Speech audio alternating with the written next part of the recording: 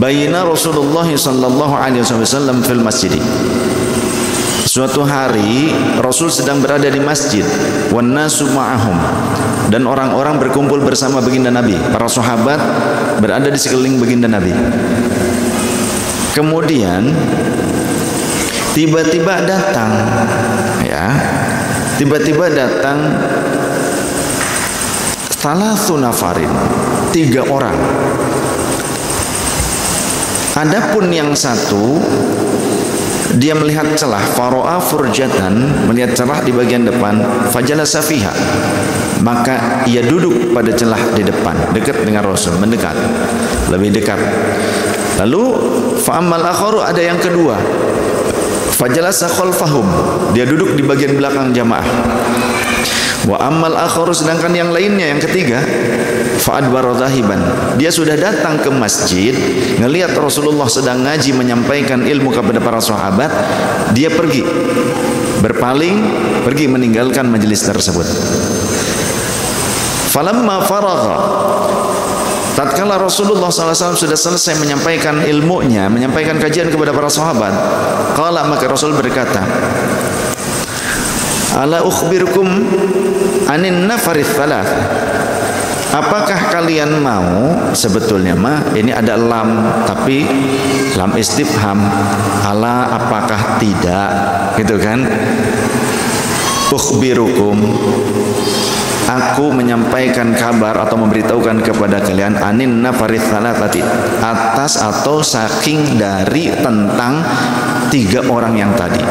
Tentu para sahabat akan mau ketika ditanya, maukah kalian atau tidak maukah kalian, seolah-olah kan begitu kan.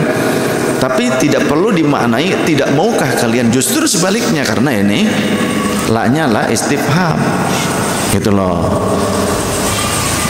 Memang secara harfiah ala a, kalau a pendek itu artinya apakah, ya. Tapi ketika panjang itu bisa menjadi apakah kalau di depannya ada alif. Seperti Allah, artinya apakah Allah. Maka orang yang takbiratul ihram dengan kalimat Allahu Akbar tidak sah salatnya. Karena artinya apakah Allah itu maha besar. Ini tidak memenuhi rukun takbiratul ihram. Penting ngaji. Yang adzan banyak yang salah. Pada saat mengucapkan asyhadu alla ilaha illallah, banyak yang la nafi'nya ini justru menjadi lam taukid. Asyhadu alla ilaha illallah, maka artinya aku bersaksi pasti ada Tuhan selain Allah. Maka murtad. Ya. Ketika bersyahadat, syahadat rububiyah, syahadat itu ada 2, syahadat rububiyah dan syahadat nubuwah. Syahadat rububiyah, pengakuan atas Allah sebagai Rabb kita yang satu tunggal. Sedangkan syahadat nubuwah adalah pengakuan bahwa baginda Nabi SAW sebagai Rasul dan Nabi terakhir, utusan Allah, tidak ada yang lain. Dan kita mengakuinya sebagai Rasul kita, itu syahadat. Maka disebut syahadataini, 2 persaksian. Padahal dalam satu kalimat, tapi 2 bagian dalam satu kalimat tersebut, syahadat rububiyah dan syahadat nubuwah. Ya. Asyhadu an la ilaha illallah wa asyhadu anna Muhammadan abduhu wa rasuluh. Begitu. Ketika mengucapkan syahadat asyhadu an la ilaha illallah, la-nya adalah la nafi. La panjang, nafi penafian, peniadaan. Asyhadu, aku bersaksi, an sesungguhnya, atas sesungguhnya, ing saktuwune jari santri, la ilaha ora nono pangeran kang wajib dan sembah, kang hak kang godi ibadahi illallahu angin siji mung tunggal sapa arane Allah taala, hanya satu Allah. Tapi kalau dibaca lamnya itu pendek, asyhadu an la ilaha illallah, maka artinya berbanding terbalik dengan yang sebenarnya. Artinya aku bersaksi bahwa pasti, lamnya lam taukid, pasti ada Tuhan selain Allah. Murtad enggak? Ini penting ngaji. Jangan cuma semangat ibadah tapi enggak mau ngaji. Semangat adzan tapi enggak mau ngaji. Semangat salat tapi enggak mau ngaji. Sehingga Imam Ibn Ruslan berkata, wa kullu man bighairi ilmin ya'malu a'maluhu mardudatun la tuqbalut. Setiap orang yang beramal tanpa ilmu, kansnya sangat besar, amalnya tidak diterima, tertolak. Pentingnya ilmu. Sehingga Rasul menyatakan al ilmu qablal amal wal qaul. Ilmu itu sebelum beramal dan sebelum berbicara, berfatwa. Sekarang banyak orang berani berfatwa tapi ternyata ilmunya nggak mumpuni. Asal berani saja tampil di muka publik, kemudian dia punya uang untuk punya media, ya, kemudian di post di media sosial, padahal bicaranya tidak sesuai dengan kaidah ilmiah. Akhirnya fadallu wa adallu, menyesatkan orang lain dan dirinya sendiri juga sesat. Dirinya sesat dan menyesatkan orang lain. Kita harus ikuti ulama dan fuqaha, bukan khutbah. Bedakan antara ulama dan khutbah. Khutbah itu orator, penceramah, pintar khutbah, motivator, provokator, paling keren lagi tuh. Ya, khutbah. Tidak semua khutbah itu fuqaha dan ulama. Tapi ulama dan fuqaha mereka mampu berkhutbah, mereka mampu ceramah. Tidak semua penceramah itu ulama. Ya, penting saya sampaikan, tidak semua orang yang bisa ceramah itu adalah fuqaha ataupun ulama. Setidaknya fuqaha di atasnya ulama, karena untuk mencapai level fuqaha harus punya keluasan ilmu, alim. Dan anehnya di Indonesia, seseorang diagungkan, dianggap wali kalau punya kelainan jiwa. Kalau ODGJ di Indonesia langsung dianggap wali. Tapi fuqaha diolok-olok, fuqaha dihindari, dianggap bukan wali. Padahal Imam Syafi'i berkata, in lam yakunil fuqaha'ul amiluna bi ulumihim awliya Allahi falaysa lillahi waliyun. In lam yakunil fuqaha'ul amiluna bi ulumihim awliya Allahi falaysa lillahi waliyun. Andai tidak ada satu fuqaha pun yang dijadikan wali oleh Allah, selain mereka tidak akan ada yang dijadikan wali. Yang bodoh, yang gila nggak akan jadi wali. Orang awam bisa jadi wali, bisa. Kita tidak bisa baca kitab, kita bukan ulama, bisa jadi wali, bisa. Wali murid, wali santri, yang dimaksud bukan itu, tapi waliullah. Bisa? Bisa. Saya jawab bisa. Buta huruf bisa jadi wali? Bisa. Tapi syaratnya mengikuti irsyadat fuqaha. Irsyadat fuqaha.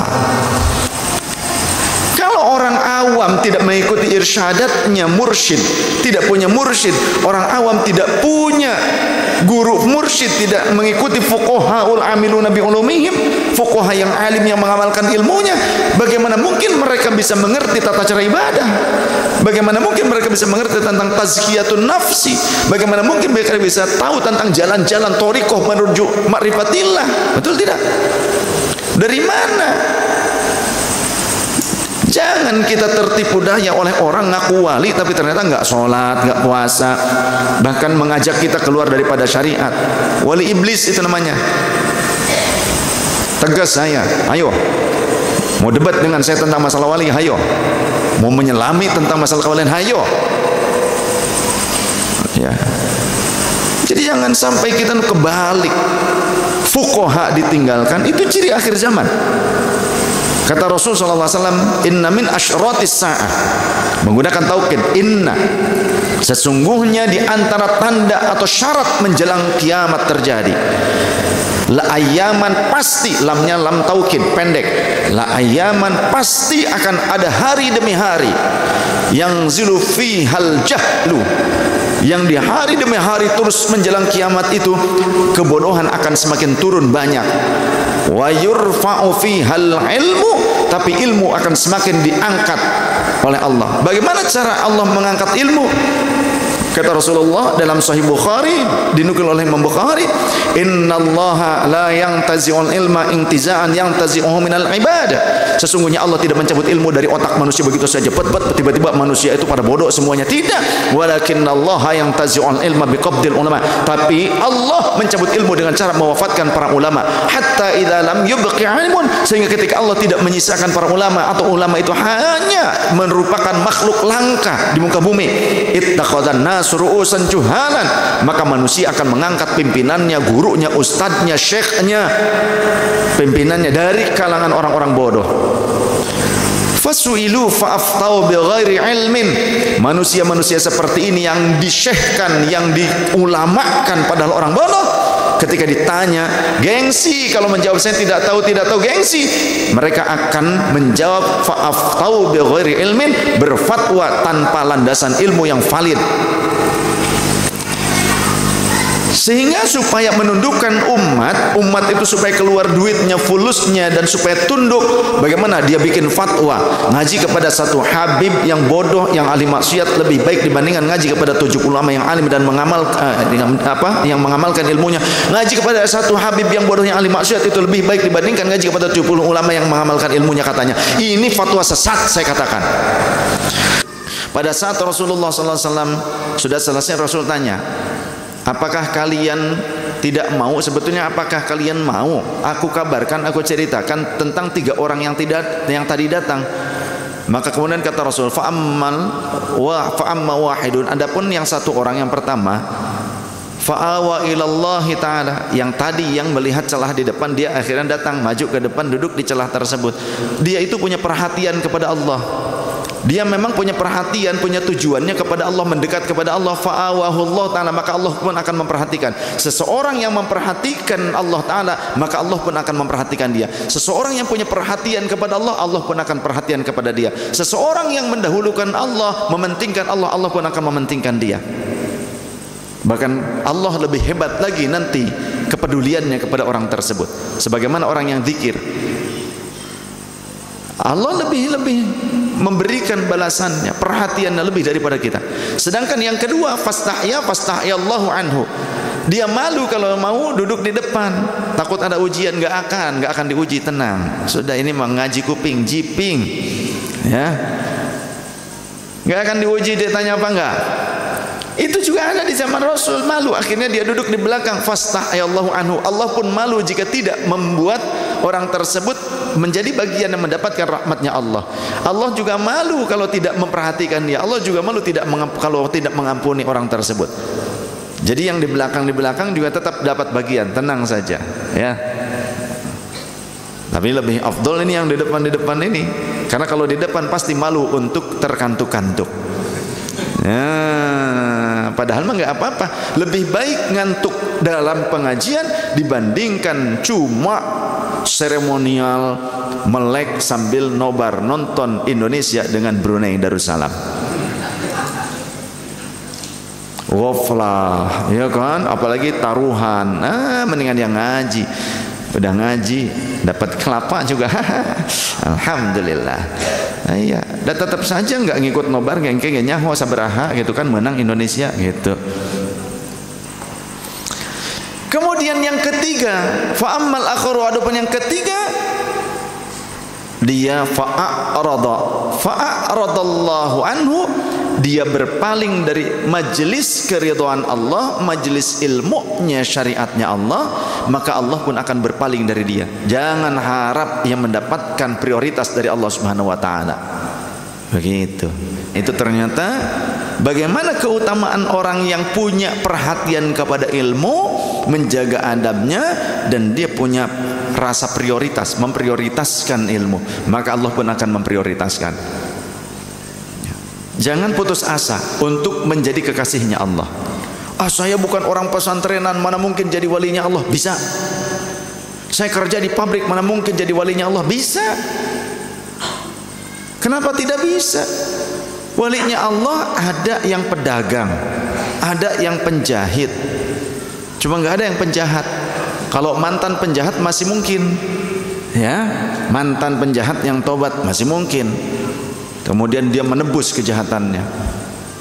Tapi dia tidak mengambil hak orang lain. Yang penting tidak zalim pada orang lain. Karena kalau mengambil hak orang lain, ya dia harus mendapatkan ampunan, rasa maaf dari orang lain.